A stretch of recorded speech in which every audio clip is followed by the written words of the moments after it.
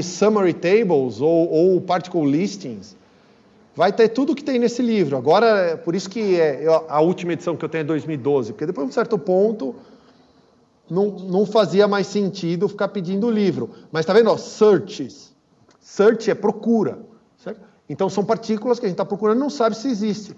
Então tem até uma lista aqui de possíveis teorias que podem ser feitas e tem, tá vendo? Buscas por elas. O Higgs, nessa edição, está nessa categoria. Hoje ele já está aqui, certo? O Higgs boson, aqui.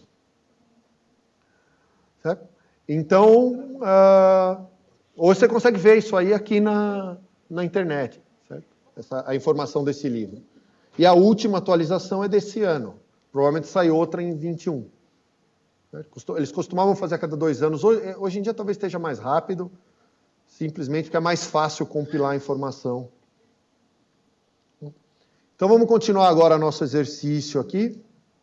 Uma outra coisa que me perguntaram da última vez, eu fui procurar sobre... Isso está no meu celular.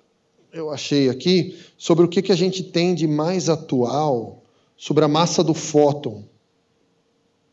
Certo?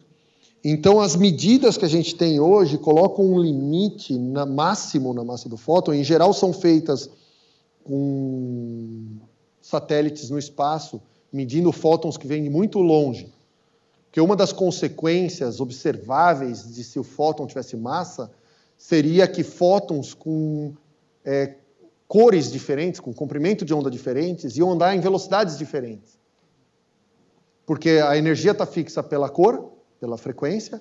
Se ele tivesse massa, cada energia ia equivaler a uma velocidade diferente. Ao passo que se não tem massa, todo mundo está dando a velocidade da luz.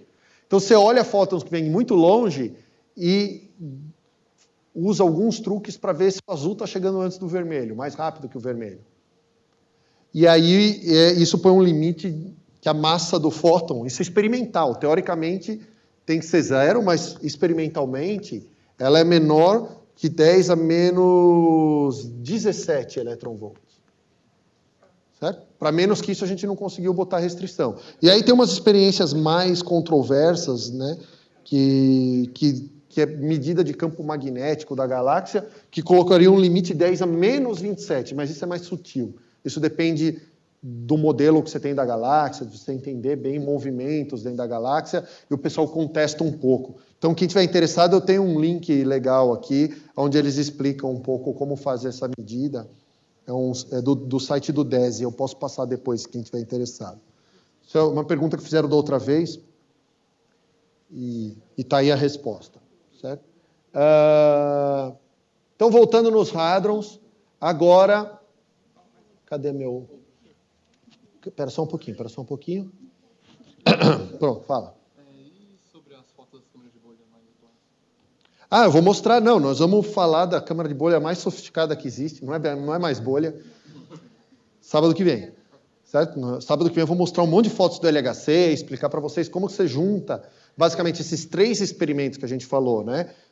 Thomson, Rutherford e isso, você entende tudo o que está acontecendo num detetor do LHC. E aí nós vamos ver fotos é verdade, do gás, né, que eu falei. Eu procuro no fim. Vamos terminar primeiro. Eu esqueci, eu fiquei falando no intervalo e esqueci.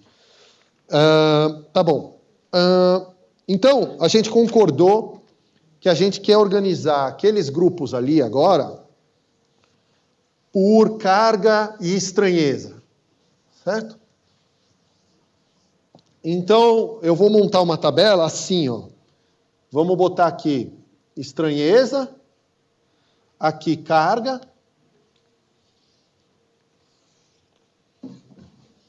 certo? E vamos começar com os caras de spin meio que estão lá.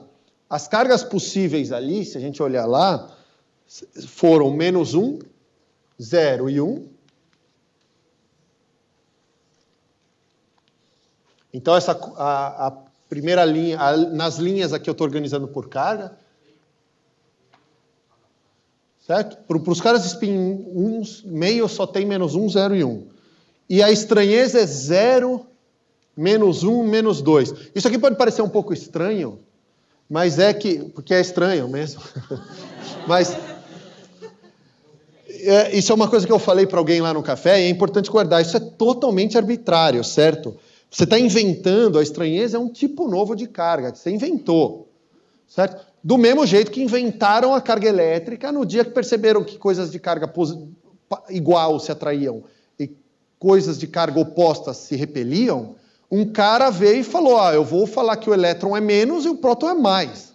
Esse menos e mais é arbitrário, eu poderia ter falado ao contrário. Eu poderia ter chamado a carga do próton de negativa e a do elétron de positiva e mudado todas as fórmulas do sinal, era a mesma coisa. A coisa é que aqui, quem foi descoberto primeiro foi o K+, e deram estranheza mais 1 para ele. E depois, esses caras acabaram tendo todos estranheza negativa. Né? Totalmente arbitrário. Eu poderia ter inventado S igual a menos S e invertido esses sinais aqui, tá? O quê? Aqui acho que não tem ninguém de estranheza mais 1, tem?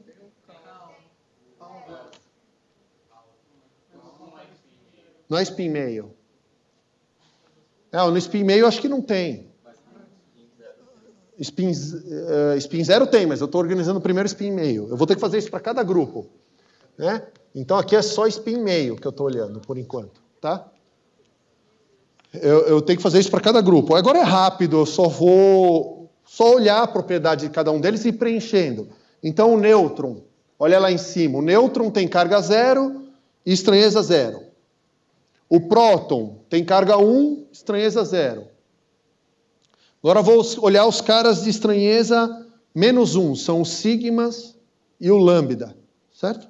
Então o sigma menos tem carga menos 1, o sigma 0 e o lambda tem carga 0 e o sigma mais tem carga positiva. E aí os cascatas têm estranheza menos 2, certo? Está lá em cima, ó, na coluna do meio. Sendo que esse cara é negativo, esse cara é carga 0. Percebe que começa a aparecer um padrão, certo? E até de nomes, o nome que o pessoal foi dando tinha a ver com a estranheza e com a carga, né? Aí spin 0, a mesma coisa. Eu vou por carga, estranheza. Agora as possibilidades para carga continuam sendo menos 1, 0 e 1, para spin 0. Só que estranheza agora tem mais 1, 0 e menos 1.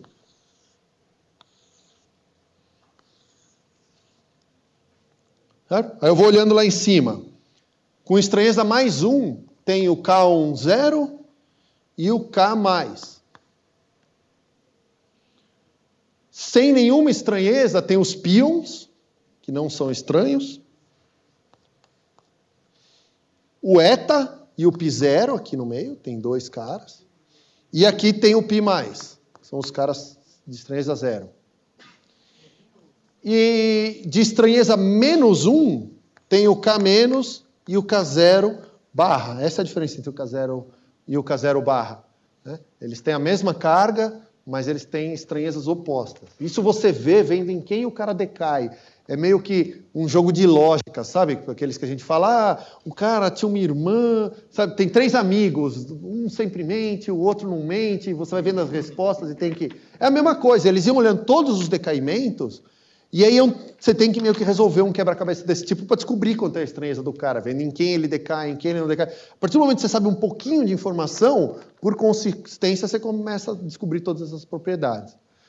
E só falta agora os caras de spin 3 meios, que eu vou colocar aqui.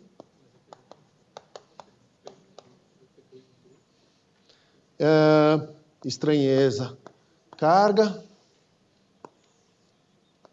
E as possibilidades de carga agora tem 4 possibilidades, que é menos 1, 0, 1 e 2. Então tem um cara de carga 2 lá. E de estranheza, de novo, é 0, menos 1 ou menos 2.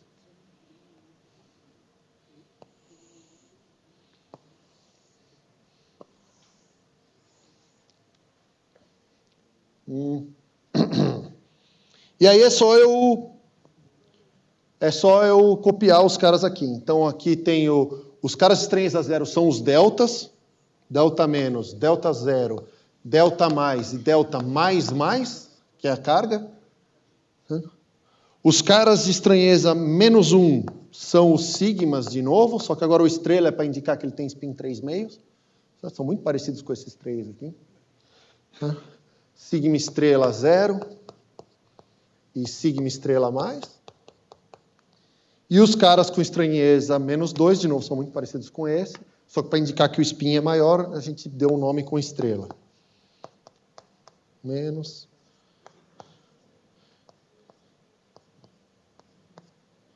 Zero, certo? Então, veja, os dois grupos de 8 partículas, eles são parecidos. Vocês percebem? Tem ninguém aqui, 2 caras no meio, nos 2 grupos, certo? Esse cara já é um pouco diferente, certo? Cada linha que eu vou descendo aqui vai diminuindo um número menor de partículas. A coisa é começar a perceber padrões, né? Perceber padrões. E o cara que se destacou, só um segundo, o cara que se destacou por perceber esses padrões pela primeira vez era o Gell-Mann. Como ele viu primeiro aqui e ali, que tem 8 caras, ele chama isso aqui do Eightfold Way, baseado numa coisa do budismo que ele gostava lá, certo? Por que não tem nenhuma partícula tem algum motivo para não ter no último? Aqui? Aqui, você está falando? Ou aqui? Aqui e aqui, você está falando? Ou lá? Naquele terceira fileira, terceira coluna, terceira fileira. Aqui. Aí é o quarto. Aqui. Por que não tem ninguém aqui? Boa pergunta. É isso que a gente quer entender. A gente quer entender esse padrão. O padrão envolve entender por que tem os caras onde eles estão e por que não tem onde não tem ninguém. É isso que a gente quer tentar entender. Tem padrões aí e a gente quer entender. O Gell-Mann, o que ele fez? Ele viu esse padrão aqui. Isso é uma coisa muito comum que os físicos fazem. Isso aqui é um padrão matemático. Eu poderia botar isso aqui como pares de coordenadas aqui para dizer para cada cara, certo? Só que nosso cérebro funciona melhor quando você pega isso e transforma em geometria. A gente enxerga padrões geométricos com mais facilidade do que enxergar padrões de sequências de números. Certo? Isso é uma coisa conhecida. E o jeito que o Gell-Mann fez, ele pegou essa tabela aqui e entortou um pouco. Como que ele desenhou isso? Assim. O que está lá é isso aqui, ó. Certo? Os 2 K1s em cima, os pions na linha do meio, aqui tem o π0 e o eta no meio, os K1s ele deslocou tudo um pouco para a direita.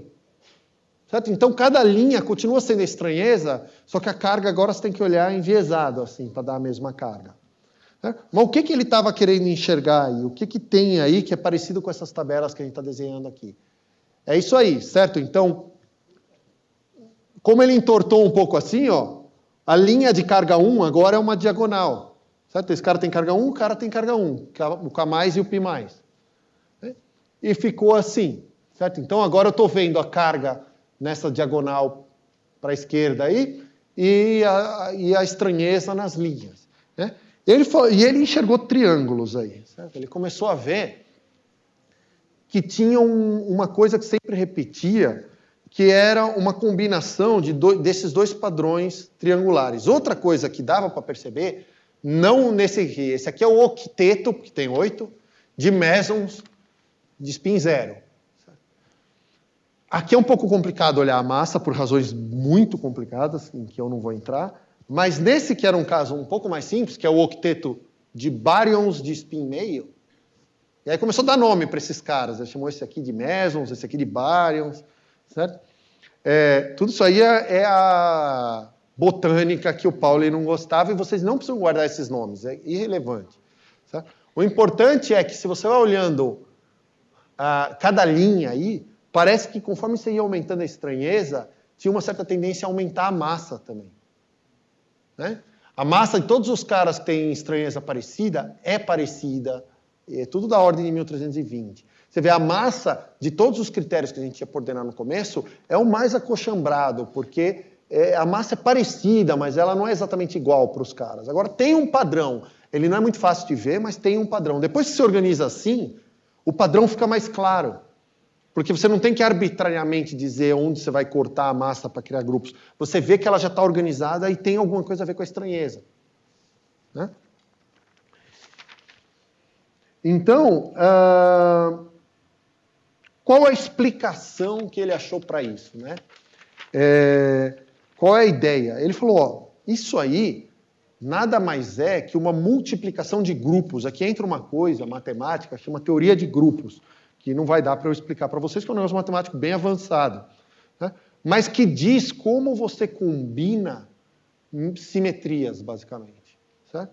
Teoria de grupos é mais geral do que isso, mas a gente usa em física de partículas para dizer como você combina simetrias. E o que ele estava vendo aí era basicamente uma simetria triangular combinada. Ele falava assim, eu posso gerar aquela figura de lá se eu combinar um triângulo daquele tipo que está lá em cima, e aí ele deu um nome para cada ponta do triângulo.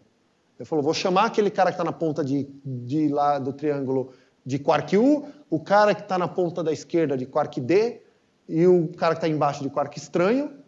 Ele falou, o quark U e o D tem estranheza 0, o quark estranho tem estranheza -1. E a carga do U e do D é igual, porque carga para mim está agora nessa diagonal, certo? E o do U é uma carga maior. Com esses dois triângulos, um do quark, U, D e S, e o antiquark, vocês percebam que a diferença do triângulo de lá para o de baixo, eu inverto todos os números do cara.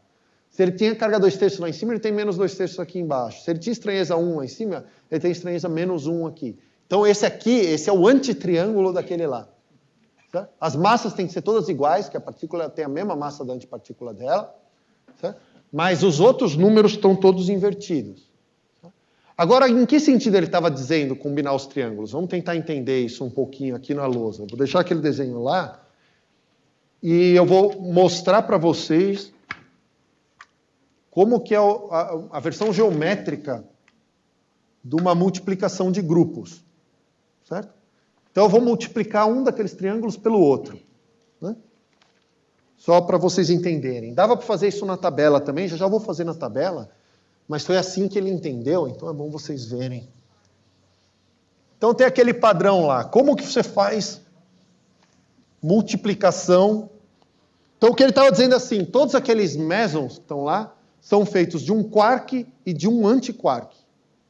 E o quark é esse triângulo. Ele pode ser um quark U, D ou S, mas isso eu vou chamar de quark, que pode estar no estado U, D ou no estado S. Né? Como que eu multiplico esses caras? Né? A multiplicação que ele estava falando é essa aqui. Eu pego e desenho o triângulo de cima. D, U e S.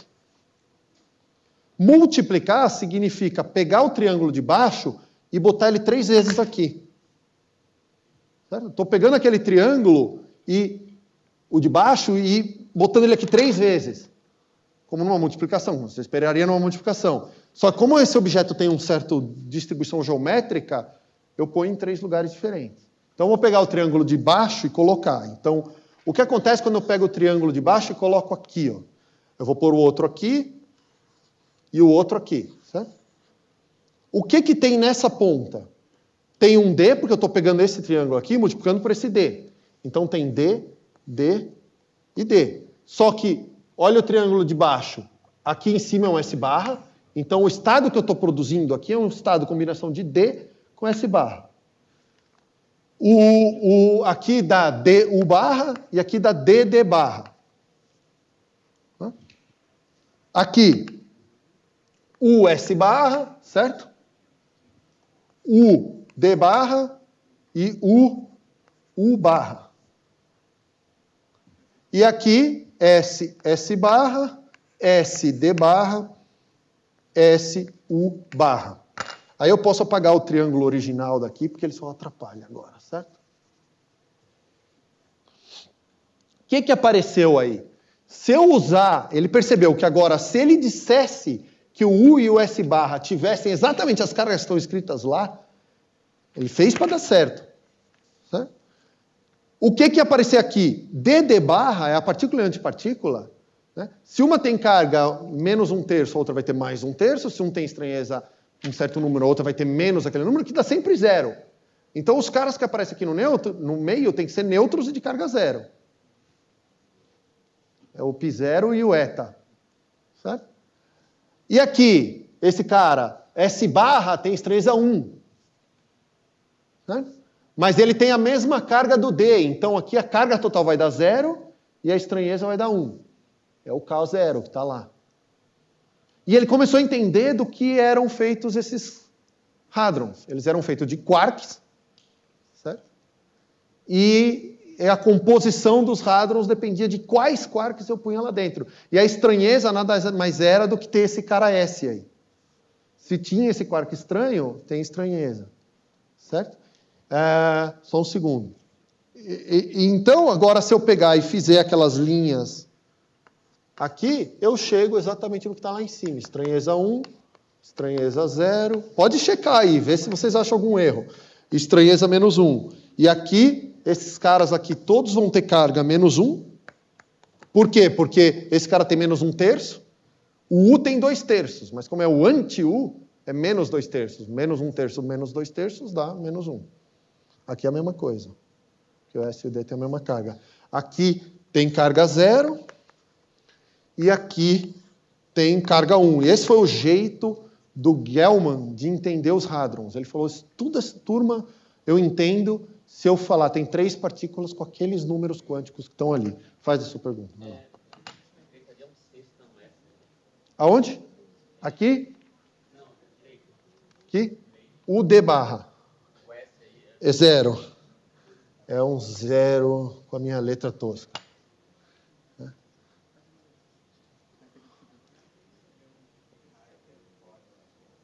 Então, essa forma de multiplicar é um jeito geométrico de entender uma outra coisa que chama teoria de grupos, e o que ele está fazendo aqui é multiplicando 2 grupos, que chama o grupo SU3 vezes o SU3. E ele está achando um resultado. Para entender a multiplicação do ponto de vista mais fundamental, você tem que entender teoria de grupos.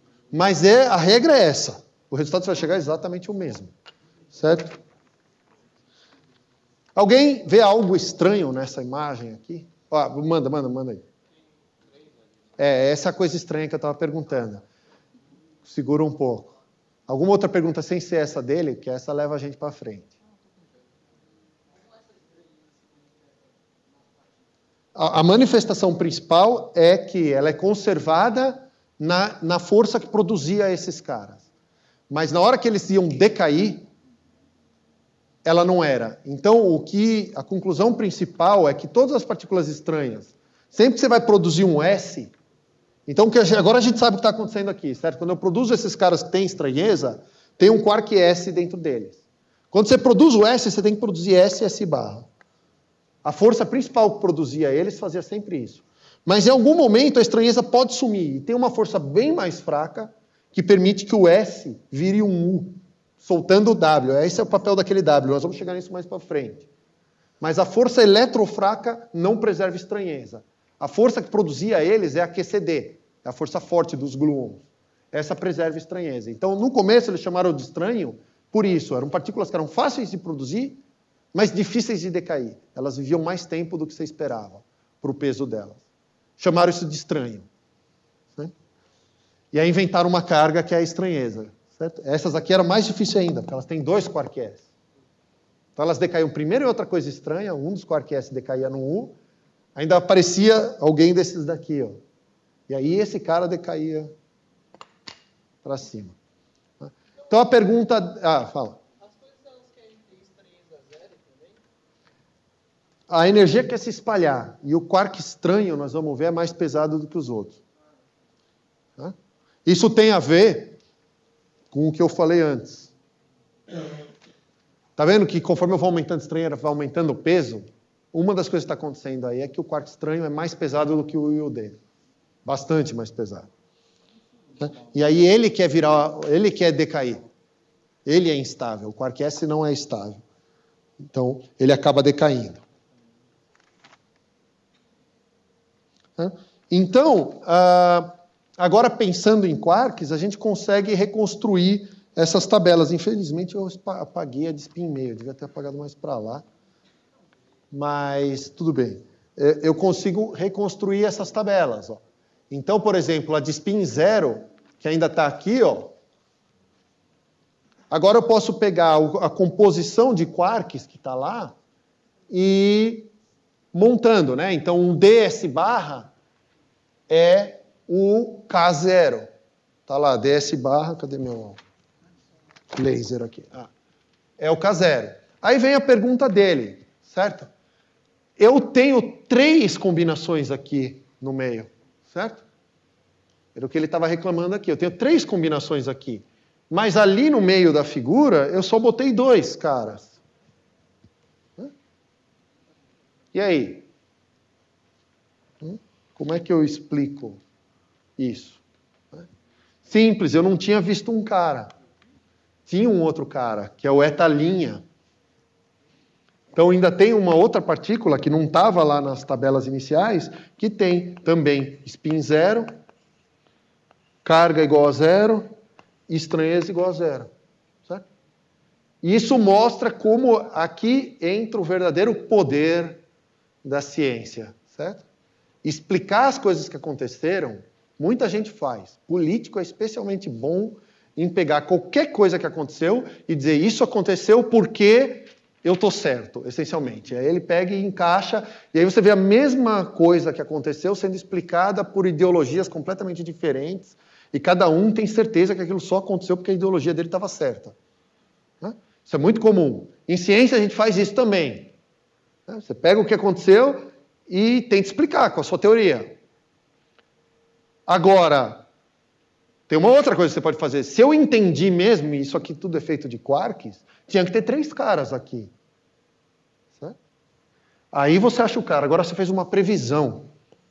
E quando você começa a fazer previsões testáveis, você está entrando num outro mundo. Certo? Que é o que diferencia a ciência de quase todas as outras formas de conhecimento humano. Está ali, essencialmente nesse ponto. Se você realmente entendeu o que está acontecendo, você ganha a possibilidade de prever o que vai acontecer em situações que você não olhou ainda. E aí, se não bate, você tem que rever sua teoria. Mas se bate, quer dizer que seu entendimento estava bom. Isso aqui é fundamental. Nós vamos fazer um outro exercício já. Nesse sentido. Vamos ver se vocês conseguem prever uma partícula. Já dá. Com o que está na lousa aí, já dá para prever uma partícula além dessa que ele viu aqui. Manda.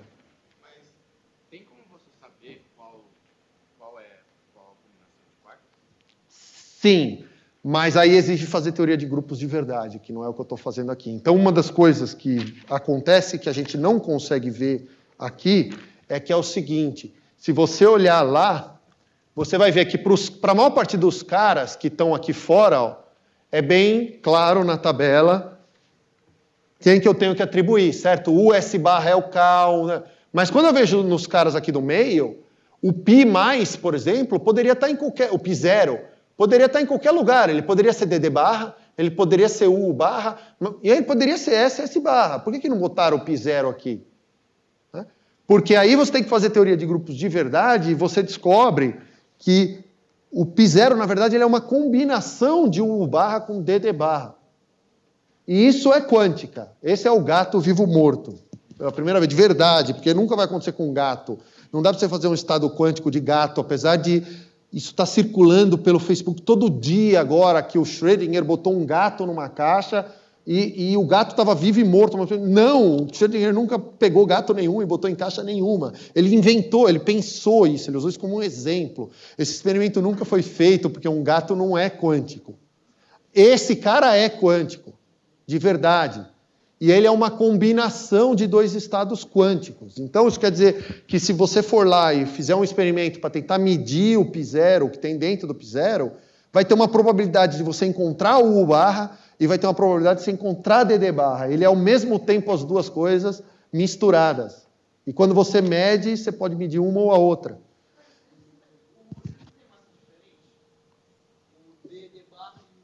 Tem. Então você tem que combinar essa coisa para achar a massa do pion, que também não é trivial. Certo? A massa do pion não é a soma da massa dos quarks. De fato, a massa do pion é 100, 140, e a massa dos quarks é 4 ou 2. Então, o grosso da massa do pion vem de outras coisas. Certo? Mas então o eta também pode ser a combinação. O eta é a combinação do UU, DD e SS. O eta tem estranheza escondida, que a gente chama. Então, um dos jeitos que a gente descobriu isso era que o eta decaía em par de coisas estranhas, o pion não. A estranheza total do eta é 0, mas ele tem uma componente dele lá, que é SS barra. Né? E isso foi visto também. E o etalin é o quê? Outra combinação desses mesmos 3 estados, com proporções diferentes, de UU, DD e SS. Então aí começa a aparecer a mecânica quântica. Esses caras que estão no centro aqui são sempre mais complicados. Certo? Você comentou que o grosso da massa do pion vinha de outras coisas. Gluons, a energia de ligação. A energia que liga os quarks dentro dos hadrons é muito maior do que a massa dos quarks. Então, tipicamente, os hadrons... O próton é outro exemplo. O próton tem uma massa que é 1000, e ele é feito de 3 quarks. 2U, que tem massa 2, e 1D, que tem massa 4. Somando a massa dos 4 quarks, daria 10. Né? E a massa do próton é 1000. Né? Então, não é trivial calcular a massa do próton. Né? Então, tem mais alguma pergunta? Oi.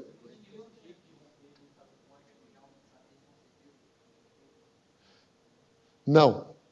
Essa é uma das maiores perguntas da mecânica quântica. Essa coisa probabilística que você vê aqui, ela é porque tem algum método, tem alguma coisa determinística acontecendo, mas eu não estou vendo, eu não tenho precisão para ver, ou o universo é verdadeiramente probabilístico. Se ele for verdadeiramente probabilístico, você nunca vai descobrir por que a probabilidade é o que é, certo? E tudo indica que é verdadeiramente probabilístico. Chama variáveis escondidas e tem uma coisa que chama, pode procurar no Wikipedia, desigualdades de Bell, que é a medida que você pode fazer para tentar entender se a quântica é de verdade ou ela é só uma expressão da nossa ignorância. Certo? Parece que é de verdade. Certo? E aí tem a outra tabela para os caras de spin meio, que eu apaguei daqui, mas eles estão ali ainda, e, enfim, está quase que organizado, né? Esse cara é neutro, está junto com esse, certo? E aqui estão, e o que ele viu? No caso dos baryons, certo? Ele viu que o que você tinha que fazer é combinar 3 quarks. Então, você tem que pegar o triângulo do quark, que é aquele apontando para cima, multiplicar por outro triângulo, já dava uma figura maior. Depois multiplicar mais uma vez, dá uma figura maior ainda, e aí separar os caras de spin meio com os caras de spin 3 meios. Né? As duas figuras estão sobrepostas ali. E aí ele concluiu que os mesons eram feitos de um quark e de um antiquark, mas os baryons eram feitos de 3 quarks. E aí está o próton lá, e é por isso que eu falo, cadê o próton? Está ali, ele é feito de 2U e 1D, aqui está a carga total, estranheza total, é só somar cargas e estranhezas e colocar os caras na tabela. Certo? Vocês poderiam ter perguntado, né, aqui, por que não tem esse cara, ó, o DDD ou SSS? Isso, de novo, vem da mecânica quântica e tem a ver com simetria, certo? Não tem, como os 3 caras são iguais, não tem como eu botar 3 caras iguais, combinando spin meio, e ainda satisfazer uma restrição de mecânica quântica, que é como o estado que forma aqui tem no total spin meio, ele tinha que ser antissimétrico pela troca de 2 estados. Imagina se eu pego lá, vocês estão acostumados com o átomo de Pauli, né, os níveis de Pauli, certo? Se eu pegasse um elétron que está no 2s e um que está no 1s, trocasse. O que acontece? Fica igual o estado ou inverte alguma coisa? Né? Nesse caso parece que fica igual. Se eu pegar um spin meio e trocar por outro cara de spin meio, eu cheguei no mesmo átomo. Aqui tem uma restrição que se eu trocasse 2 caras, o total tinha que ser antissimétrico.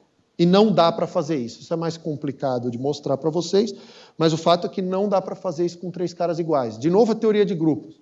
Você tem que fazer a conta de verdade, não dá para ver só nos triângulos, para ver que esses caras são proibidos. Tá?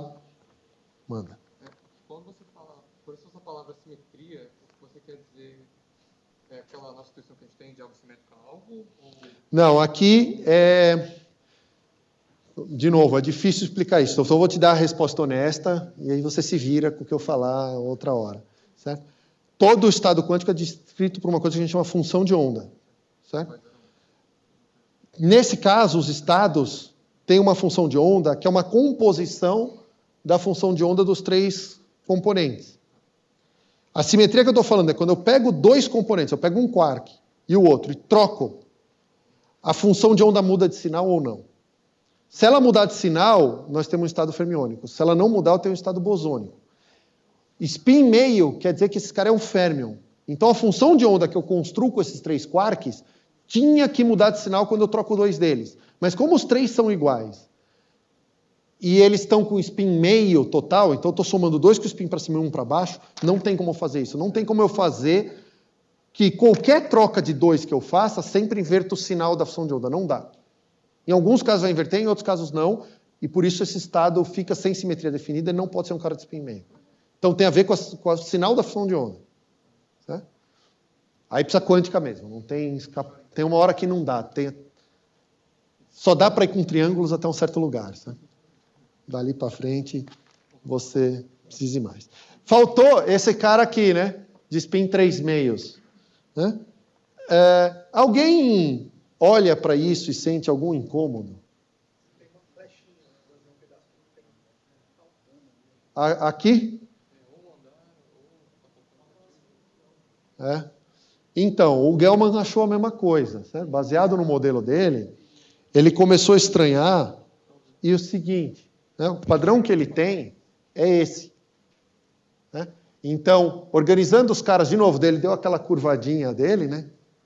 A carga ficou na diagonal, então carga -1, carga 0, carga 1, carga 2. A estranheza está aqui, certo? A massa desses caras é mais ou menos 1.230, 1.380, 1.530. Ele falou, e aqui? Será que dava para pôr um cara aqui? E agora, esses caras da ponta aqui já são o DDD, porque com spin 3 meios eu consigo construir a função de onda antissimétrica que eu precisava. Né? Mas ele começou a se perguntar, certo? E aí? Certo? Vocês, baseado no que vocês sabem, se eu fosse chutar o cara que está ali, quais seriam os números quânticos dele? Vamos lá.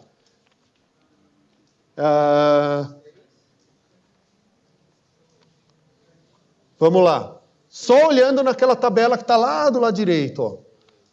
Vamos ver. S. Fala alto aí. Certo, -3. Todo mundo concorda? Alguém? Não. Carga. Spin. 3 meios, certo? Todo mundo tem 3 meios na tabela. E massa. Eu vou chamar esse cara de ômega, porque eu gosto da letra ômega, e menos, porque nós estamos dizendo que ele vai ter que ser negativo. Todo mundo concorda com 1680 ou alguém quer se rebelar? O pessoal está somando 150, certo? É isso. Eu induzi ali na figura, né? Mas...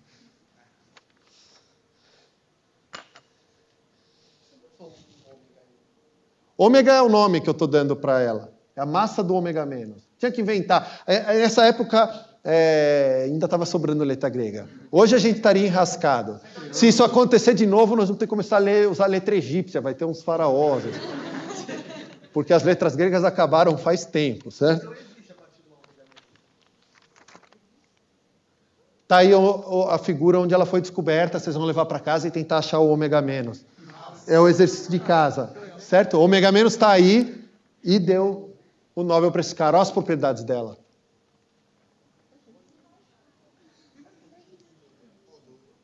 Certo? Poder é o que eu falei. Modelo é lindo, é bonito, mas o poder de previsão do modelo é onde está, separa o joio do trigo, certo? Nesse modelo sempre vai ter uma partícula com carga -1? Não, não necessariamente.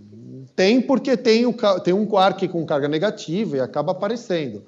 Mas nesses multipletos aqui acaba sempre tendo +1, -1 é bem fácil, certo? Porque tem um quark com -1/3, o outro com 2/3, é bem fácil eu pegar a antipartícula de um deles e dar 1 ou -1 e 0.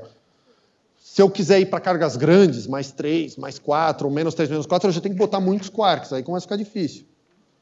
Né?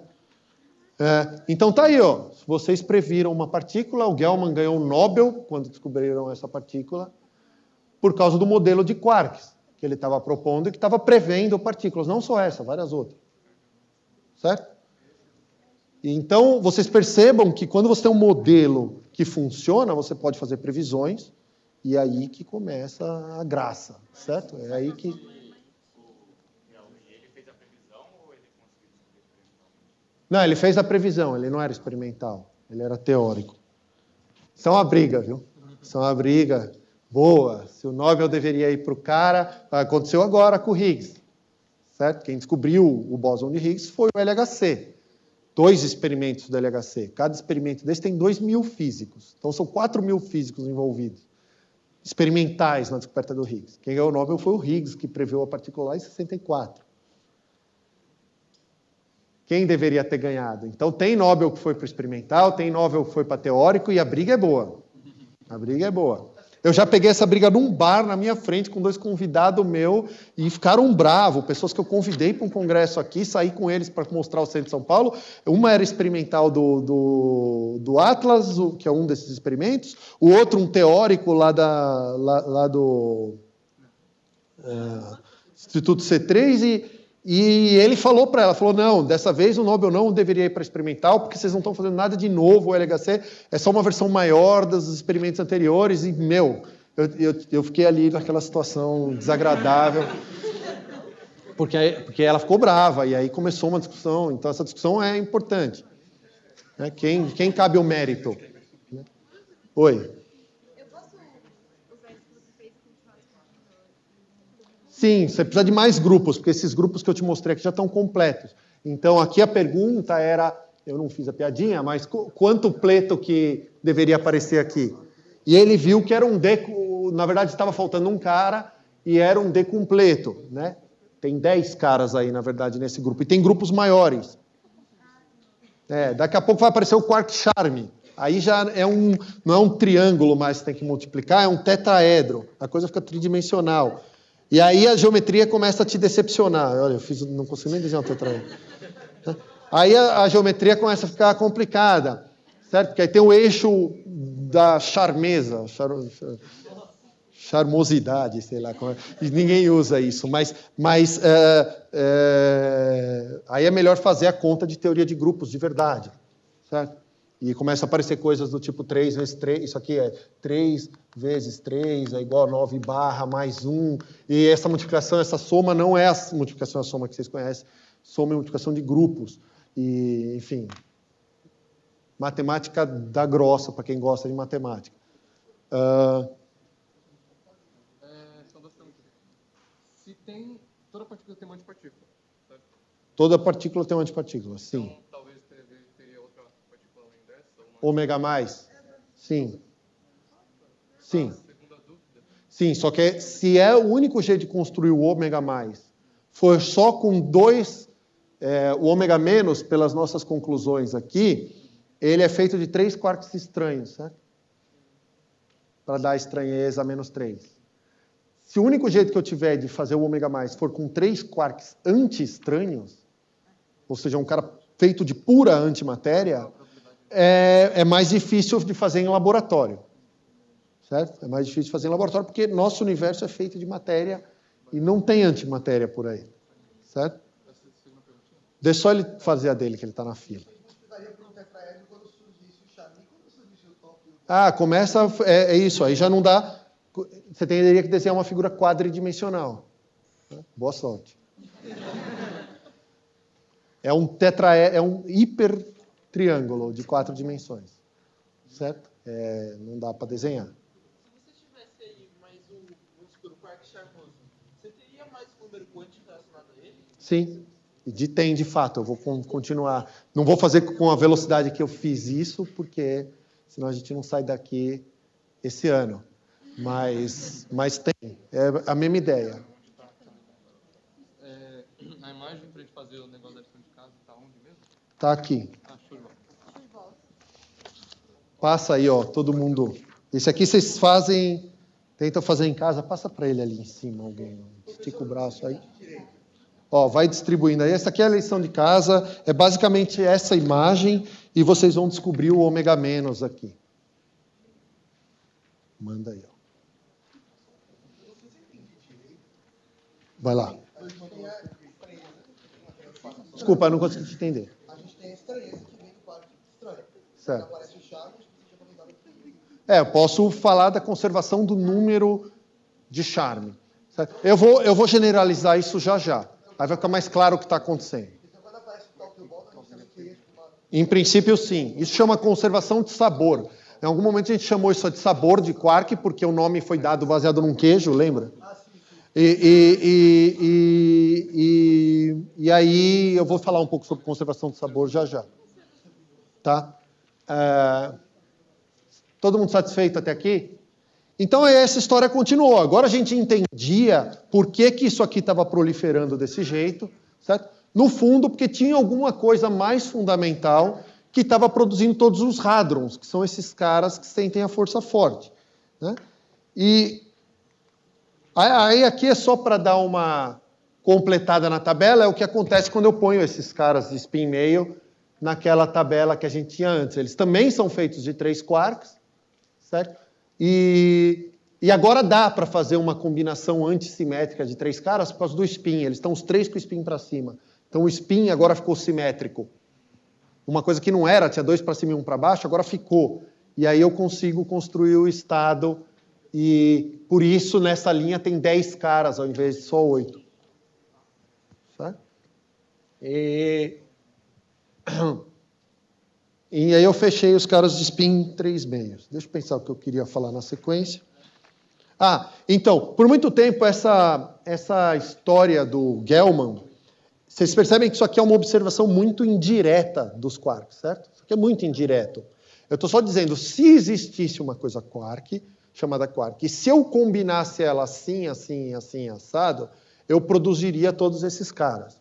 Mas eu não vi o quark, eu não observei o quark.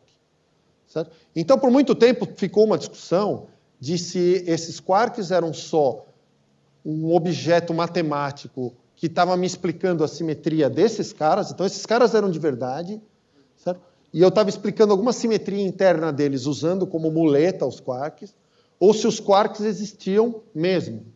Certo? E isso foi resolvido algum tempo depois, fazendo um experimento que era essencialmente o experimento de Rutherford, com pequenas diferenças. Então, só lembrando um pouco, a ideia do experimento de Rutherford, né, e calculando algumas grandezas aqui, só para dar uma noção para a gente, né,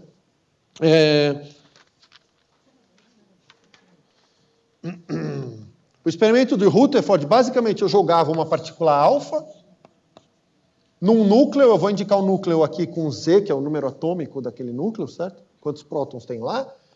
Essa partícula alfa era espalhada pelo núcleo e tocava aqui um fóton, certo? A gente calculou qual era a energia cinética dessa partícula alfa, né? A gente viu que a energia cinética dela era 4,6 megaelectronvolts, ou escrevendo em Joule, era 7,4 vezes 10 a menos 13 joules, certo?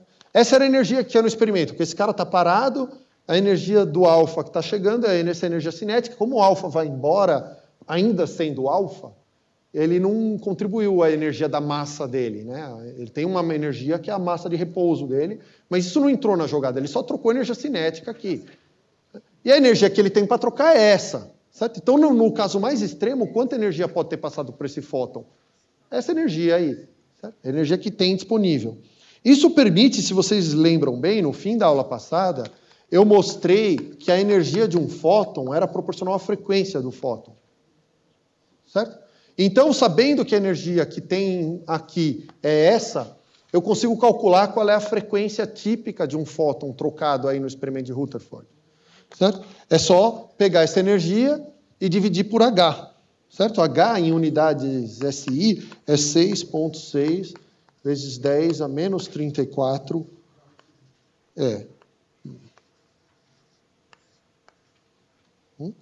E Se eu divido uma coisa pela outra, eu chego que a frequência é 1.1 10 vezes 10 a 21 Hz. Isso é o quanto a onda eletromagnética está oscilando. Certo? 1.1 vezes 10 a 21 vezes por segundo. Ela está oscilando. Certo? Isso não diz muita coisa para mim. Não sei se vocês têm alguma intuição disso. Mas dá para eu... Uma vez que eu sei uma onda, certo? Eu sei que essa onda, o pico dela, está andando para lá na velocidade da luz. Então, se eu pego e olho aqui, sei quantas vezes ela oscilou em um segundo, eu sei qual é a distância entre dois picos. Porque eu sei a velocidade que ela está andando para lá. Certo? Essa distância entre dois picos é o comprimento de onda. Vocês devem ter visto isso no curso com o Nathan, certo? Quem fez o curso do Nathan. E eu sei que esse lambda é a velocidade que a onda está andando dividida pela frequência. A velocidade é a velocidade da luz. Isso permite eu calcular o comprimento de onda, e para essa frequência aqui, dá 2,7 vezes 10 a menos 13 metros. Então eu estou com uma onda que entre um pico dela e outro tem mais ou menos 10 a menos 13 metros. Que tamanho é um núcleo? Certo? Hoje a gente sabe que o núcleo tem um tamanho que aproximadamente... Isso depende um pouco do núcleo, né? Mas é sempre da ordem de um Fermi, o que a gente chama de Fermi, certo? Que é 10 a menos 15 metros. O que isso diz para mim? Isso diz que quando essa onda passa por esse núcleo, certo? A imagem que eu tenho é uma onda que está oscilando assim, certo? Esse é a distância entre dois picos. Certo? E o tamanho do núcleo é mais ou menos... é bem menor que isso, certo? O núcleo está umas 2 ordens de grandeza menor. Isso depende do núcleo, né? O núcleo de ouro, que é o que ele fazia, vai ter um número grande aqui, então dá 10 a menos 14. Ele é mais ou menos 1/10 dessa distância, o núcleo de ouro. E por isso eu enxergava o núcleo com essa onda. Ele já é grande o suficiente para subir e descer na onda e refletir ela, absorver parte da energia e oscilar e enviar ela. O tamanho da onda, lembra? Eu falei isso lá na frente quando eu mostrei aquelas escalas do universo. Né? O tamanho da onda tem que ser comparado com o tamanho do objeto que você está querendo ver. Uma onda de rádio nunca veria o núcleo. Certo? Por quê? Porque esse núcleo ele vai oscilar aqui, vai absorver essa onda e poder emitir ela. Certo? O que acontece se eu olho o núcleo de perto? Eu pego e ponho o núcleo aqui, ó. Essa onda, e eu estou querendo dizer para vocês que o núcleo é feito de 3/4, certo? É isso que o Gell-Mann estava querendo dizer. Essa onda, se eu der zoom aqui, ela vai estar aqui assim, ó. Então, os 3 quarks vão subir e descer com esse campo. Isso é um campo elétrico, certo? Está aumentando, diminuindo, de um lado e para o outro, certo? Ele vai puxar os quarks para cima e para baixo. Ele vai puxar os 3 juntos para cima e para baixo. Ele não consegue exercer um campo nesse cara, que é muito diferente do campo que está exercendo nesse, porque na escala que eu estou olhando, o campo é praticamente constante. Eu desenhei ele assim, mas eu deveria ter desenhado assim para induzir vocês. O campo não tem precisão para ver os quarks separadamente. Ele mexe nos 3 ao mesmo tempo, então o que você está vendo é o próton, não é cada quark. O que os caras fizeram? Fizeram um experimento, isso aqui foi melhorando. Então você foi jogando partículas cada vez com mais energia no núcleo. Né? E tem um experimento que chama Deep Inelastic Scattering, que é espalhamento inelástico profundo. Inelástico é o que está dito lá, certo? Começou com alfa e núcleo, terminou com alfa e núcleo. Eu não arrebentei ninguém, não esmaguei ninguém. As partículas começaram, são as mesmas que terminaram. Né? Só que no espalhamento de Deep Inelastic Scattering, e aqui só para dar uma noção para vocês, certo? Aqui tem todas essas escalas que eu estou fazendo, desde lá de cima para baixo. Primeiro tem a distância entre 2 picos de vários tipos de luz. Então, veja, o que ele põe mais para lá, o raio gama, é 10 a menos 12. Nós já estamos falando 10 a menos 13. É que a gente chama tudo de 10 a menos 12 para cima de raio gama, mas tem raio gama de várias energias diferentes. Eu posso aumentando e aumentando e aumentando, chama tudo de raio gama. Estou falando de 10 a menos 13. E está lá o tamanho do núcleo. Aqui, ó, 10 a 20 aqui é a frequência, certo? Aquele 10 a menos 12 é mais ou menos o tamanho, né? E aqui está quão quente teria que ser um objeto para emitir luz daquela energia. Então você vê que o visível nosso é emitido por coisas que estão perto de... Na verdade, aqui eles não botaram nada no meio, mas é por aqui, né? Quando você passa muito de 100 graus Celsius, indo para 1000, 2000, você começa a emitir na cor que a gente enxerga, que é o que está aqui, certo? O visível está bem aqui, ó. Tudo para cá é para baixo de vermelho e tudo para cá é para cima de violeta, né? Então, até mais ou menos 9000 graus, você está emitindo luz visível, principalmente. Olha a temperatura que eu teria que chegar para estar emitindo... Já não fica até ruim de falar em temperatura, certo? Mas, isso é só para dar uma noção. Então, no Deep Inelastic Scattering, o que eles fizeram? Essencialmente a mesma coisa que o Rutherford fez, só que em vez de acelerar a partícula alfa, você acelera uma coisa mais fácil, que é o elétron. Elétron é a menina dos olhos da física de partículas, certo? Você tem elétron disponível e é fácil acelerar, fácil brecar, ele não desaparece, ele não decai, ele não evapora, ele está lá, certo? É mais fácil fazer as coisas com elétron. Um pouco mais difícil com próton, mas próton a gente usa muito também. Não? Todas as outras são mais complicadas. Né? E jogavam um elétron no núcleo, e o elétron troca um fóton com o núcleo, e é espalhado, certo? Mas com que energia? Então eles produziram elétrons com energia entre 1 e 10 gigaelectronvolts. Ali eu estava em mega. Então, 1000 vezes mais energético.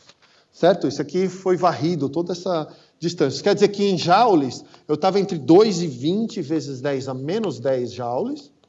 Certo? O que quer dizer que a minha frequência, a mesma conta que eu fiz lá, é coisa como 10 a 24 Hz. Veja, eu chamo isso de raio gama, mas eu já saí dessa tabela aí. Certo? Eu já saí para a direita da tabela. E o comprimento de onda é 10 a menos 16 metros. O que quer dizer esse 10 a menos 16? Se o átomo tem um Fermi, que é 10 a menos 15, se aquela onda tem 10 a menos 16, quer dizer que dentro do átomo ela oscilou 10 vezes.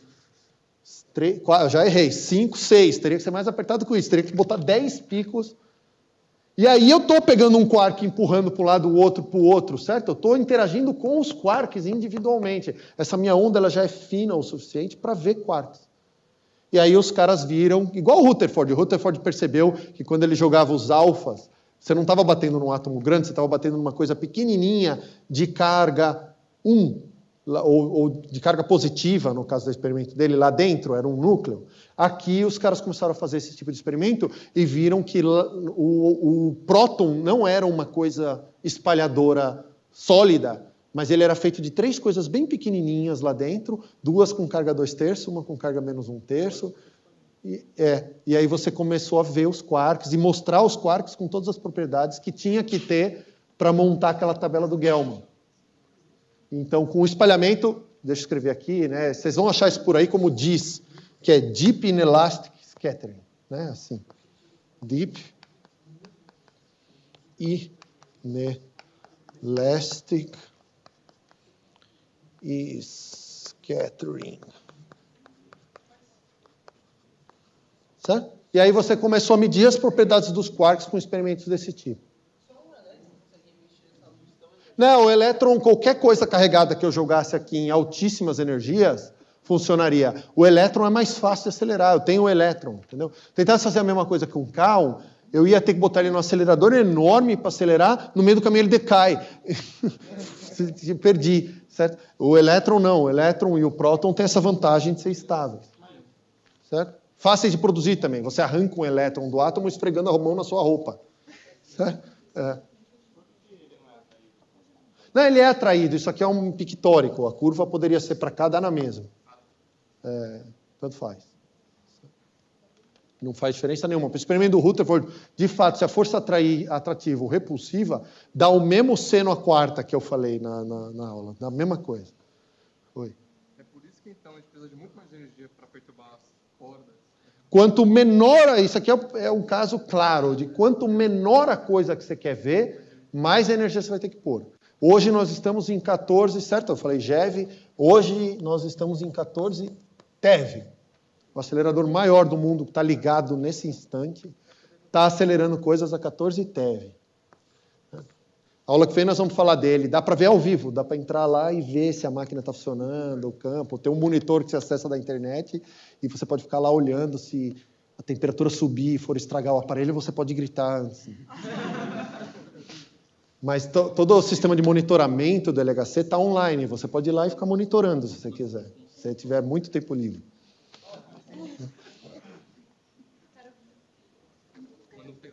Mais alguma pergunta nesse ponto? Então, mano. Espera só um pouquinho para eu escutar ele.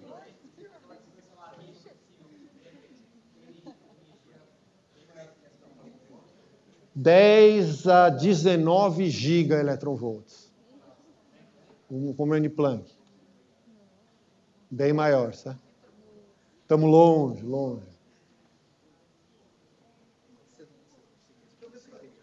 Oi.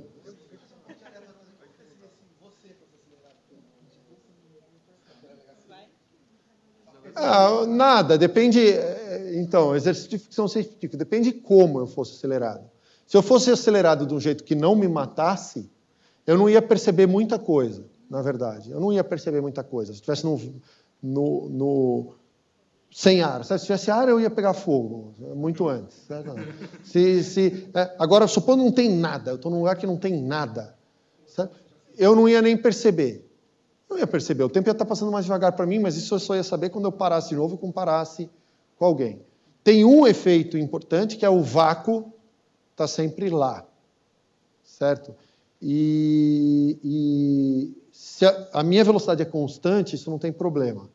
Agora, durante o processo de aceleração, tem efeitos não triviais do vácuo. Eu tenho como perceber que eu estou sendo acelerado. E aí o vácuo, que não é uma coisa trivial, durante meu processo de aceleração, eu ia começar a ver partículas no vácuo. E elas iam me matar, porque isso é uma espécie de radioatividade do vácuo durante o processo de aceleração. Isso é complicado. Não quero entrar nisso, de novo, não é a minha área, mas tem um efeito complicado durante a aceleração. Agora, se você pudesse me pôr direto nessa velocidade, eu não ia nem perceber. Não tem como você saber a sua velocidade, certo? No seu referencial. Então, a energia do vácuo tem esse nome, energia do vácuo, e o efeito Unruh. Já tomei cachaça com ele. Ele esteve no Brasil uns 4 anos atrás, o Unruh.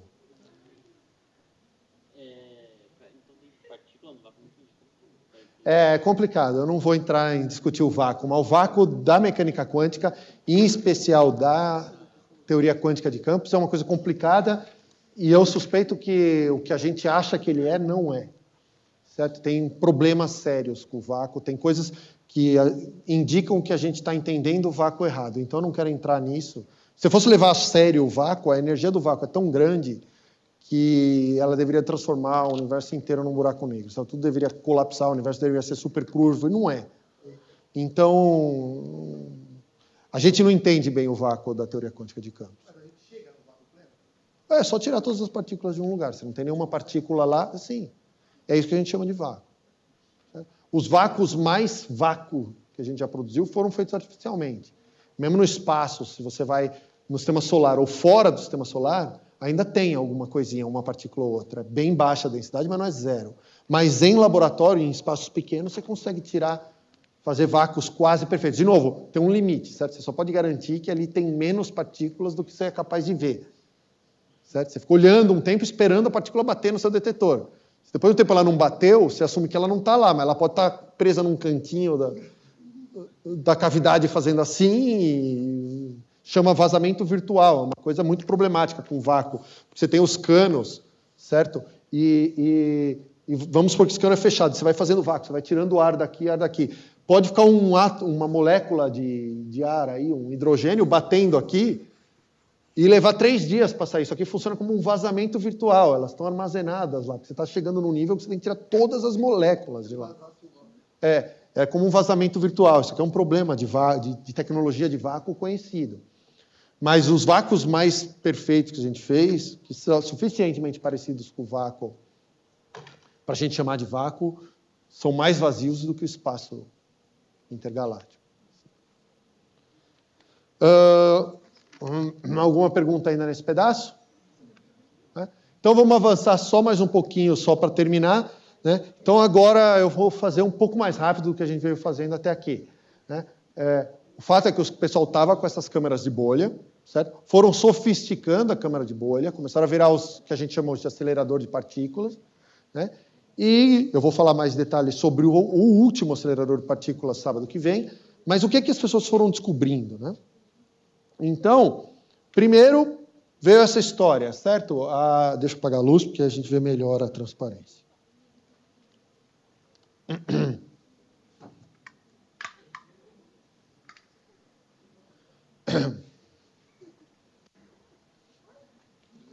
Então, o Gell-Mann, as fotos dependem do se o cara viveu até ter fotos boas, aí ele parece velhinho, ou se só tiraram foto dele jovem e depois nunca mais. Né? Então, tem gente que aparece super jovem e outros não. Né? Então, aqui tá esses multipletos que a gente viu hoje. Né? Então, está aqui o de spin 3,5, o ômega menos que vocês previram aí. Os caras de spin meio, o próton e o nêutron estão lá, mas tem um monte de parceiros. Né? Os caras de spin 0, os de spin 1 a gente não falou, mas dá para fazer de spin 1 também. Poderia ter posto mais gente na tabela e mandar dividir em 4 grupos, ia ter todos esses caras a mais. Né? E aí, com isso, eles montaram a ideia. Né?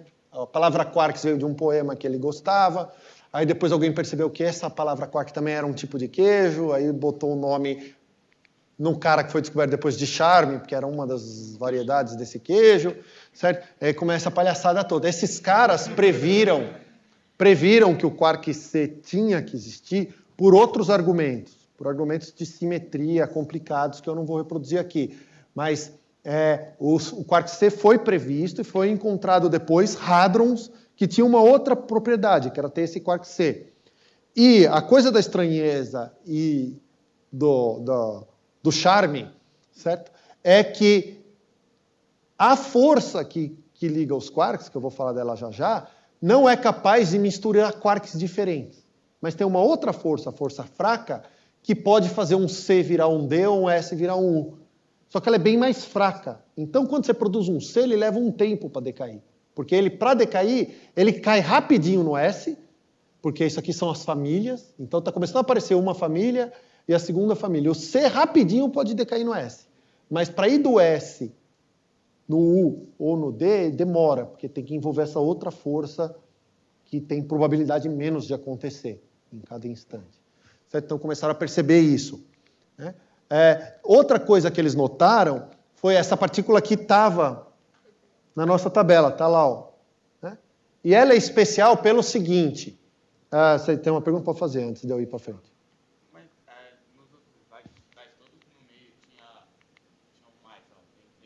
Por isso, por causa do desenho de triângulos que eu fiz aqui, que dá. Porque não dá, se eu fizesse, os triângulos para cima. E eu tenho que fazer 3 vezes a multiplicação. Eu ia ter que pegar, só para você ter ideia, porque eu não fiz. Aí você entende quando a gente está com preguiça. A preguiça é fácil de identificar. Lembrem disso, porque um dia vocês vão trabalhar, vão ter patrão. É muito fácil identificar quando alguém está com preguiça. Eu teria que pegar isso, multiplicar 3 vezes, depois pegar, vamos por aqui, já tem 2, certo? Certo? Tem 2 aqui, 2 aqui, 2 aqui, 1 em cada lugar aqui. Eu ia ter que botar, agora esquece esse triângulo original, porque eu tenho que elevar o cubo, certo? São 3 quarks. Eu ia ter que pôr 2 triângulos aqui, 1 aqui, 2 aqui, 1 aqui, 1 aqui, outro aqui, e contar. E depois separar o que é de spin meio de spin 3 meios. Aí eu ia chegar na resposta para a sua pergunta. É factível, dá para fazer. Quem quiser fazer esse exercício de ficar multiplicando esses triângulos, é instrutível. Você vai ver se você entendeu a regra da multiplicação de grupos. Mas quando você pega a parte de 3 meios, e aqui estão os caras de meio e de 3 meios. A parte de 3 meios tem um cara só. Os outros ficaram na parte de spin meio. Tá? Mas eu tenho que fazer uma multiplicação que ia ser chata fazendo o braço desenhando aqui. Eu tenho isso desenhado em algum lugar, preciso procurar minhas apresentações antigas, eu tinha em slide. Então tá, aí os caras encontraram o quark, mas tinha uma coisa a mais, que tem a ver com esse cara aqui, ó. Esse cara, ele tem spin 3/2. E olhando a tabela aqui, você vê que ele tem que ser feito de 3 quarks U, para dar a carga e o spin certo? A carga dele é 2, então tem que somar os 3 caras de spin 2/3, de carga 2/3, que é o U. O S e o D tem carga menos 1/3. Né? E aí tem um problema, de novo, de estatística, parecido com o que eu falei para ele. Esses caras estão todos com o mesmo spin, eles estão todos no mesmo estado fundamental, porque essa é a partícula mais leve com essa combinação de quarks, certo? E a combinação tem que ser antissimétrica, mas ela é totalmente simétrica, essa combinação. Qualquer 2 caras que eu trocar ali, eu chego na mesma coisa. Isso levou as pessoas a pensar que o quark tinha uma outra propriedade escondida, porque é aquela coisa, eu estou botando 3 caras no estado 1s com o spin para cima. Vocês sabem que não pode fazer isso. Certo? Eu poderia botar 2 se eu botasse um para cima e outro para baixo, mas 3, todos com o spin para cima no mesmo estado, não pode. Né? E aí falaram assim, tudo bem, se o quark tiver outra propriedade, esse cara é um quark azul, esse é um vermelho, esse é um verde. E inventaram, de novo, uma outra carga, chama carga de cor. Viram que tinha que ter 3 possibilidades, porque aqui tem 3 quarks, cada um tinha que estar num estado diferente, e assim inventou-se a cor dos quarks. Então o quark ele pode ser verde, vermelho ou azul. De novo, parece um truque, certo? Mas ter uma carga conservada, que é essa cor, pode ter uma força associada a essa carga. E logo depois eles descobriram essa força e viram, de fato, do mesmo jeito que eu tinha um problema, como que os prótons estão presos dentro do núcleo, eu tenho que explicar o que é que está prendendo os quarks dentro do próton, certo? E o que está prendendo os quarks dentro do próton são os gluons, que são os caras que enxergam essa carga de cor. Então, os quarks têm uma carga a mais, que diferente da carga que a gente fala elétrica só tem uma possibilidade e a anti dela. Né? No caso dos quarks, é uma carga bem mais complicada, porque ela tem já 3 possibilidades, R, G e B, que eu poderia ter chamado de 1, 2, 3, poderia ter chamado de triângulo, bola, quadrado. Não se deixem levar para as coisas de cor, porque tem gente já falando de cromoterapia quântica baseado nessa cor que não é cor, certo? Então, você como o pessoal fala bobagem. Né? Não é cor, a gente só usou a analogia de cor porque é 3 possibilidades. Né? E tem o anti-vermelho, o anti-verde e o anti-azul. Então, na verdade, são 6 possibilidades. Certo? Os antiquarks, em geral, estão com essas caras. Né? Isso começou a dar uma estrutura para aquela tabela que eu mostrei no começo. Porque agora eu tenho os quarks que sentem essa força. Então, essa força faz com que os quarks se juntem nos hadrons. É a resposta para a sua pergunta. Então, os hadrons são feitos desses caras que são os quarks, eles sentem o gluon. Eles também têm carga, então eles também sentem o eletromagnetismo. Né? E tem separado os leptons. Lembra lá no começo que eu falei os caras leves? Era o elétron e o míon, que a diferença deles para os quarks é que eles não têm cor. Eles não têm essa carga de cor, então eles não interagem com o gluon. Então aqui estão os caras que se ligam. E essa carga aqui, essa força é muito mais forte que as outras. Ela prende os caras lá dentro do próton. Né? E tem os caras que não sentem ela, que são os leptons. Mas aí com esse sistema de cores aí, não ia dar para fazer com o do spin 1/2 também? Porque Também, no spin 1/2 você tem sempre um quark e um antiquark. Não, daria para fazer. Qualquer um desses caras tem cor. Tanto os caras de spin 1/2 quanto os quarks que estão lá dentro têm cor.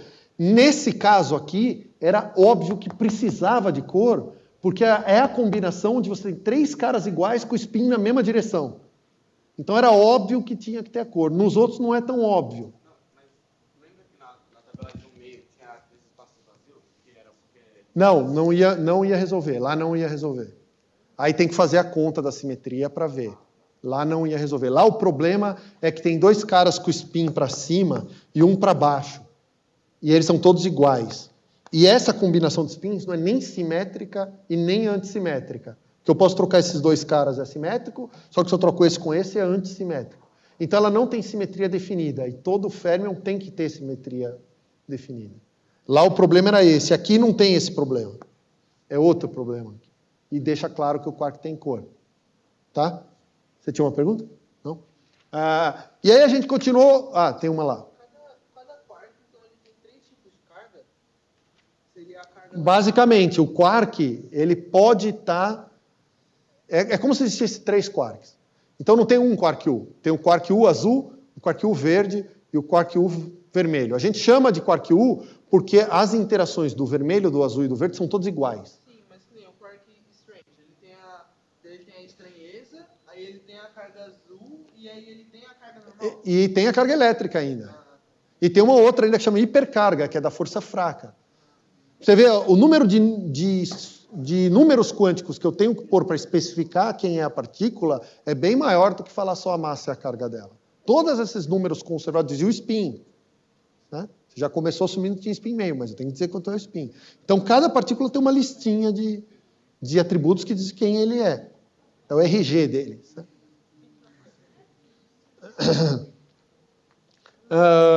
E aí, isso aqui, tem mais? Então, eles trocam gluons. Isso é um pouco complicado, porque do mesmo jeito que eu falei que eu posso pegar um cara de carga positiva, deixa eu achar um espaço aceitável. Eu perdi todos os panos. Eu vou juntando.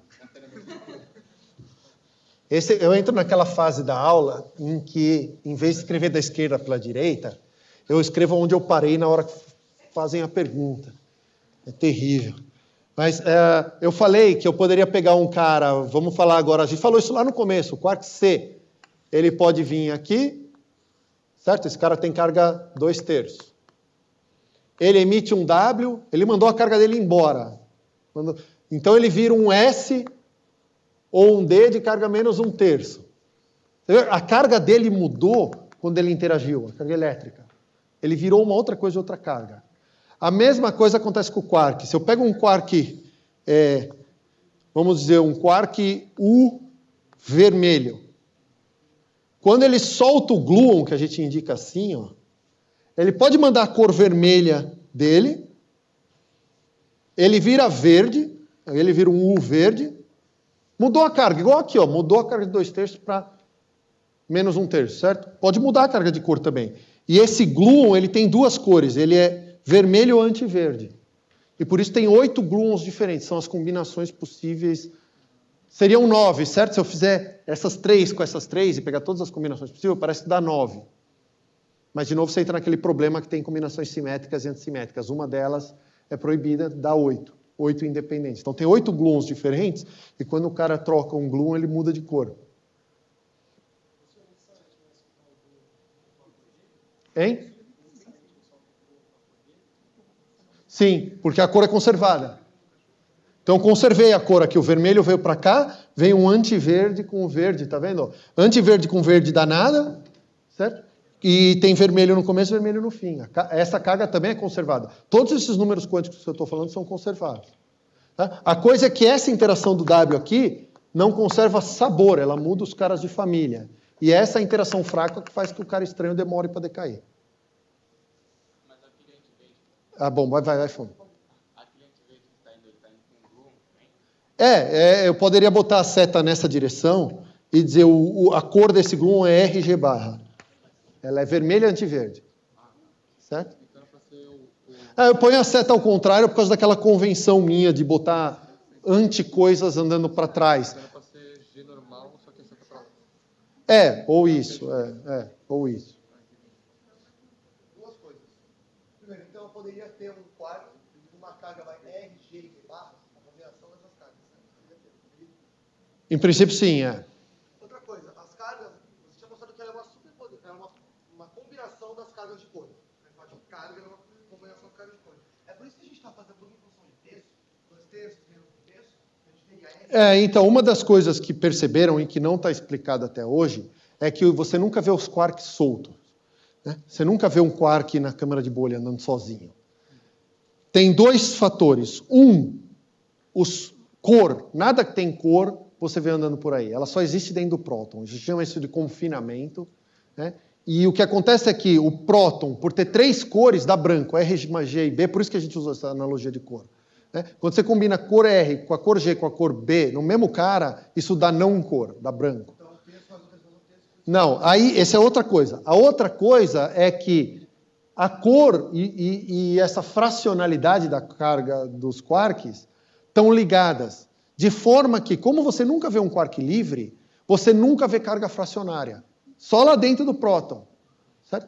E isso tem ideias teóricas de que isso deveria ser assim. Você não deveria poder ver carga fracionária andando por aí. Está ligado à ausência de monopolos magnéticos no universo, é uma coisa complicada. Certo? Mas o que a gente sabe é que, por alguma razão, as coisas que você vê soltas, que duram um certo tempo, todas são brancas. Ou porque você combinou 3 cores, isso dá branco, certo? Dá 0 carga, ele não interage com gluons, a combinação, ou porque você combinou uma cor com um anti ela. Isso é um meson. Então, todos os mesons eram feitos de um quark e um antiquark. Certo? E esses são os baryons, que são os caras feitos de 3 quarks. Tá? Hoje a gente tem boas evidências já para acreditar que também existem hadrons exóticos, que são feitos de mais de 3 quarks, mas sempre em combinações brancas. Por exemplo, quark, quark, antiquark, antiquark. Isso dá uma coisa que chama tetraquark e tem fortes evidências que está por aí, mas a gente não tem certeza. Talvez aqui apareça alguns. Certo? Minha tese de doutorado foi sobre esses caras exóticos. Só para utilizar isso. Então, na verdade, os quarks têm, na verdade, várias propriedades sobre a carga magnética, que seria a posição negativa, a estranheza dele, a carga de cor. Carga elétrica. Tem mais uma que é a hipercarga, que é a que faz ele interagir com esse cara aqui. Ainda tem a hipercarga que eu nem vou falar muito, mas tem mais uma. Estranheza agora eu transformei nessa estrutura de famílias aqui, certo?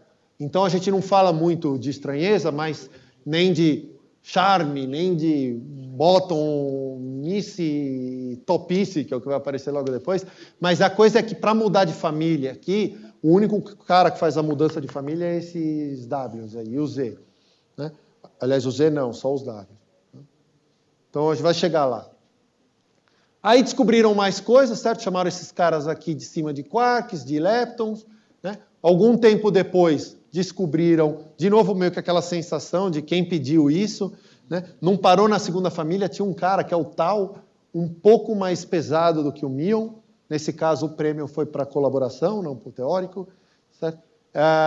E esses caras aqui também previram, por uma razão teórica que eu não vou entrar aqui, que é violação do CP, certo? Que deveria existir uma família a mais de quarks também.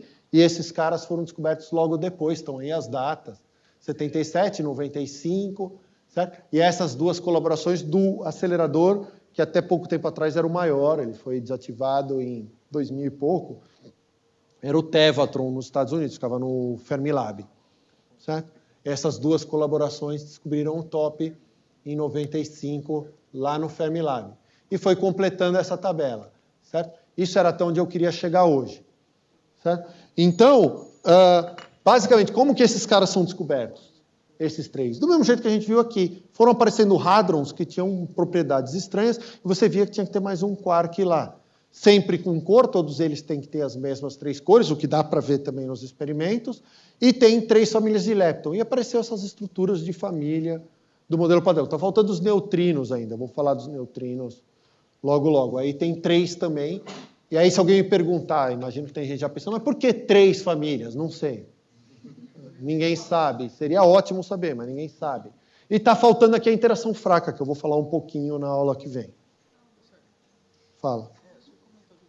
Quando ele envia ali o gluon, troca a cor, certo?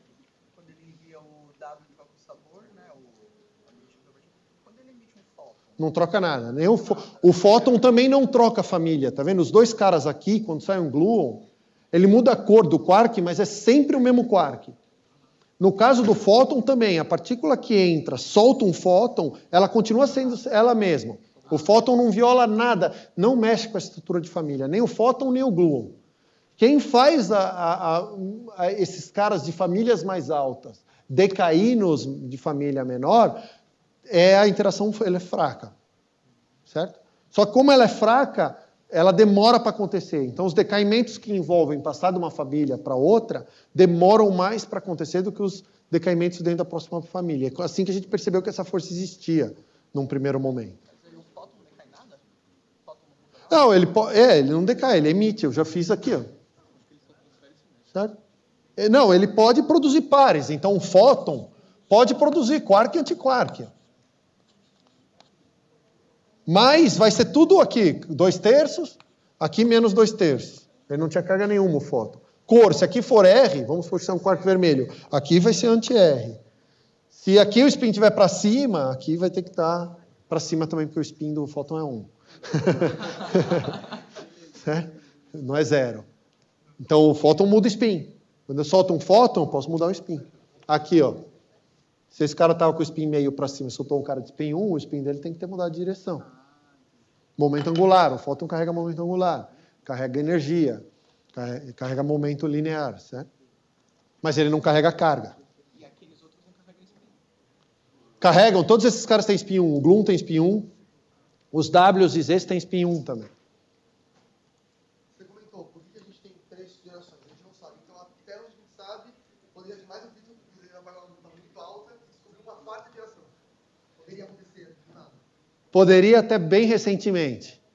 Essa foi a minha chance de ganhar um prêmio. Então, eu tinha um modelo com uma 4ª geração de quarks e ela foi excluído a possibilidade de ter a 4ª geração de quarks no momento que descobriram o Higgs. Por razões complicadas. No momento que descobriram o Higgs e mediram a seção de choque, esse modelo com 4ª geração de quarks está excluído. E aí o meu paper não vale mais nada. Mas é bom, hein? Veja. Isso quer dizer que você está fazendo ciência de verdade. Que as previsões que você está fazendo são falsifiáveis, certo? Você pode provar que está errado. Então, você fez uma previsão. Nesse caso, o que a gente trabalhou era que se existisse uma 4ª geração de quarks, não precisava existir o Higgs. Dava para resolver todos os problemas sem o Higgs. Mas medir o Higgs ao mesmo tempo diz que ele existe e que não é só que você não precisa da 4ª geração de quarks, mas ela está proibida. É difícil explicar por quê. Mas o fato é que se existisse uma 4ª geração de quarks, seria mais ou menos 9 vezes mais fácil produzir o Higgs, mais provável. Então, você mediu o Higgs com uma certa quantidade de Higgs. Teria que ter medido 9 vezes mais, se tivesse uma... Isso é bem gritante, certo? Esse trabalho dançou. Tem outros, mas... Se para cada partícula tem uma antipartícula, então se tiver um quark U, ele vai ter que ser negativo, a antipartícula dele. Agora, é possível eu ter um quark U que tenha uma carga antivermelha e uma carga positiva? Não. Não, porque o U é assim, ele tem mais 2/3 e ele tem uma dessas 3 cores. O U nunca tem essas daqui. Do mesmo jeito que o próton sempre tem a carga mais, ele nunca tem a menos. Quem tem a menos é o antipróton, certo? Então, o quark tem carga elétrica mais 2/3 e uma das 3 cores. Isso quer dizer que o antiquark, o anti-U, tem menos 2/3 e uma das anticores. É o jeito que é, certo?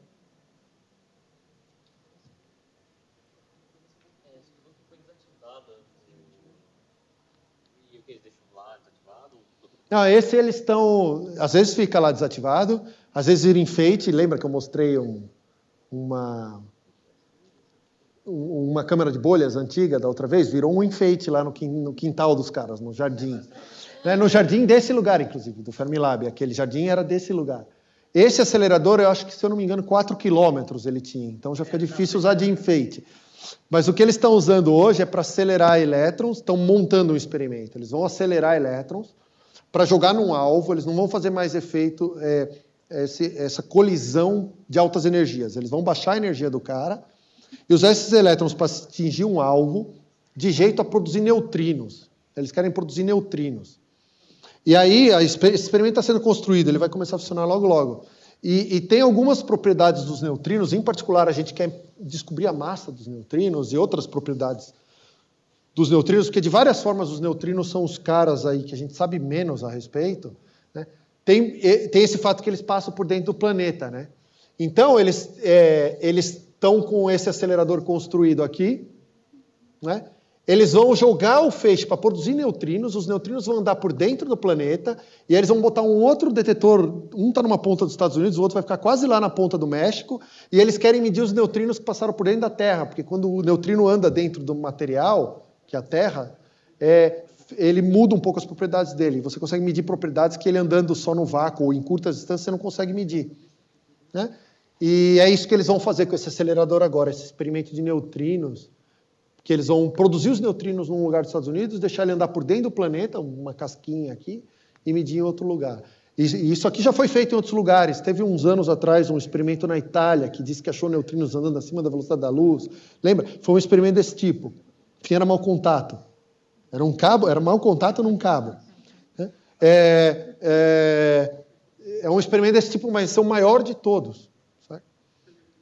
O pessoal de Terra plana, como é que explica, né? Tem. Eles vão medir os neutrinos, com certeza, porque já foi feito experimentos desse tipo menores e tal. Agora, se eles vão medir as propriedades com a precisão que ela precisa ser medida para resolver os problemas que a gente quer, isso já não dá para saber, porque é difícil explicar, mas dependendo como é a hierarquia de massa dos neutrinos, pode ser que não dá para ver com esse experimento. Pode ser que dê. Então, tem que fazer para ver se você consegue. Mas aqueles vão produzir os neutrinos aqui e medir lá, não tenho a menor dúvida. Porque isso já foi feito em escalas menores e funcionou. E você não põe... A quantidade de dinheiro que eu estou falando aqui não é trivial. Certo? Tipicamente, você já fez testes. Você dá passos minúsculos. Em ciência, a gente tem essa mania de ver o cara vai para um canto e faz um negócio que nunca ninguém pensou e consegue um resultado. Não é assim, né? Você vai em passos de formiguinha, você vai aumentando seus experimentos de pouquinho. Então, experimentos um pouco menores que esse já foram feitos e funcionaram. Né? Você sabe que a tecnologia funciona.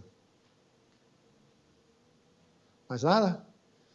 Então, por hoje é isso. Vou deixar vocês irem, que 2 horas tem outra atividade. Eu não quero explodir o tempo. 2h15. Tá, então é 2h15. E a gente se vê sábado que vem, para a última parte. Tchau, tchau. Claro. Deixa eu só desligar tudo isso aqui.